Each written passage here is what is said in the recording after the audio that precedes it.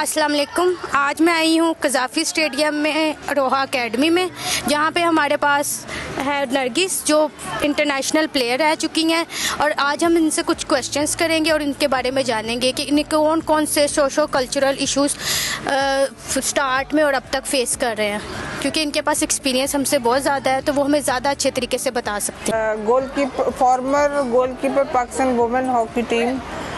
मेरा 1980 से लेकर 1997 तक इंटरनेशनल कैरियर है हॉकी का, जिसमें मैं तकरीबन 10 से 12 साल नंबर 1 गोलकीपर रही। और अब ये 1980 से अब ये 2023 तक मेरा हॉकी के साथ डेली उसके हॉकी की बेहतरी, कोचिंग, हॉकी की बेहतरी के लिए काम करना, ये इसके साथ मेरा कोचिंग करना, ये सब मेरा मतलब कोई 43 साल हो गए मुझे। तो जब आपने ये गेम हॉकी स्टार्ट की थी तो उस टाइम आपको कौन कौन से मुश्किलात का सामना करना पड़ा था, फैमिली से लेके या फिर एज आ रिलीजियस तौर पे जो इश्यूज़ आपको सामने आए थे, और किस तरह आपने फेस किए और किस तरह इंटरनेशनल प्लेयर बनी? अपने आप थोड़ा सा उस पर बताएंगी कि क्या क्या इश्यूज़ आपको आए? जी, ऐसा है कि हमने 1983 में जब इंटरनेशनल हॉकी का आगाज़ किया, आयरलैंड की टीम आई थी। उस वक़्त पाकिस्तान हॉकी का गोल्डन पीरियड था, हमारा भी गोल्डन पीरियड था। अब तो हॉकी बहुत बिल्कुल ख़त्म होने के करीब है। उस ज़माने में सबसे पहला जो हमें इशू आता था वो था कि हमें पैसे नहीं मिलते थे, इसमें बिल्कुल पैसे हमें अपनी तरफ से खर्च करने पड़ते थे, पैसे नहीं मिलते थे। दूसरा इशू था कि हमें ट्रैवलिंग के लिए कोई बाय एयर हमें नहीं लाना ले जाना, वो ट्रेन्स के ज़रिए। और तीसरा इशू आता था हमारा कि एक ही चैनल था मीडिया, सिर्फ PTV एक ही चैनल उस वक़्त काम करता था, तो हम इतने ज़्यादा हमें मीडिया की सपोर्ट भी हासिल नहीं थी। पेपर वो जो होता है न्यूज़पेपर्स वगैरह, पेपर मीडिया होता था। अच्छा, तो पाकिस्तान की जो फेडरेशंस थी या ऑर्गेनाइजेशंस थी वो आपको सपोर्ट कर रही थी? फाइनेंशियली नहीं कर रहे थे, टीम्स बुला लेते थे, वो 10 रुपए भी नहीं हमें देते थे डेली। मतलब जब बीइंग मतलब पाकिस्तानी प्लेयर आपको कुछ भी नहीं मिलता? 10 रुपए भी नहीं, कभी कभार 10 रुपए। तो फिर आपने क्यों आप खेलती रही? एक ये हमारा मकाम बड़ा ऊंचा था उस वक़्त हॉकी में, वहाँ पर किसी के लिए भी खेलना जो है ना वो बहुत एक एजाज़ की बात थी, और वो हमारे अभी काम भी आ रहा है। मतलब वो हमारा गोल्डन पीरियड था, उसमें हमने पैसे की परवाह नहीं की, लेकिन अब हमें पैसों की ज़रूरत है। कर्ज है पाकिस्तान के ऊपर कि वो अब हमें पे बैक करें। ऐसे ही अब हमें तकरीबन जो पुराने जो मांग रहे हैं, जिन्हें ज़रूरत है, उन्हें कम से कम 40-40 लाख तो दें। अच्छा। कुछ लाख दें जितने भी, लेकिन हमारा कर्ज अदा करें, पाकिस्तान पे कर्ज है।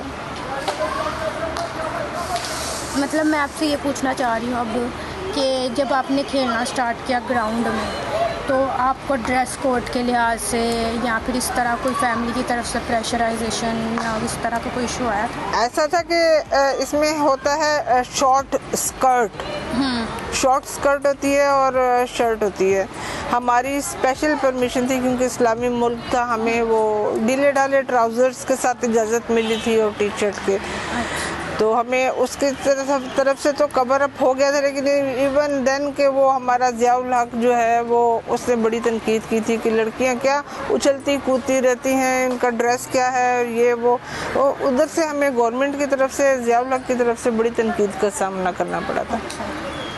Thank you so much. इसके अलावा आप कुछ बताना चाहें कि अब की जो बच्चे खेल रहे हैं वो अब इतना उन्हें फ्रीडम मिल रहा है खेलने के लिए, उनकी फैमिली भी सपोर्ट कर रही है, और जब आपका ज़माना था तब लोगों को सपोर्ट कम मिलती थी, फाइनेंशियल सपोर्ट कम मिलती थी।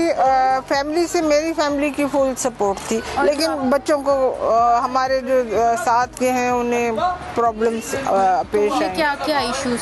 वो जाहिर बात है कि वो भाई होते हैं, आपको पता है माशरे में हमारे भाई होते हैं, हमारे रिश्तेदार क्या कहेंगे ये, और हम कैसे जाओगी कैसे आओगी, क्योंकि पैसे तो इतने मिलते नहीं थे, तो कैसे हम लोग बाहर, कौन कैसे निकल सकता है बगैर पैसों के। और दूसरी बात, आजकल आजकल इंटरनेशनल हॉकी ख़त्म कर दी गई है बिल्कुल, बार बार मेरे कहने के बावजूद कि बच्चियां हमारी इतनी टैलेंटेड हैं, जो रोहा की बच्चियां हैं, इनको तो चांस मिलना चाहिए इंटरनेशनल हॉकी खेलने का। एक साल में तकरीबन इनको 3-4 टूर्स होने चाहिए बाहर के, और 3-4 दफ़ा बाहर से टीम्स आनी चाहिए। और फेडरेशन या फिर कोई भी ऑर्गेनाइजेशन सपोर्ट नहीं कर रही फिलहाल तो वो कोई इंतज़ाम नहीं कर रहा है, क्योंकि वुमेन हॉकी अब नाम की है, हम जितनी चल रही है वो रोहा ही चला रहा है, हम ही चला रहे हैं उसको।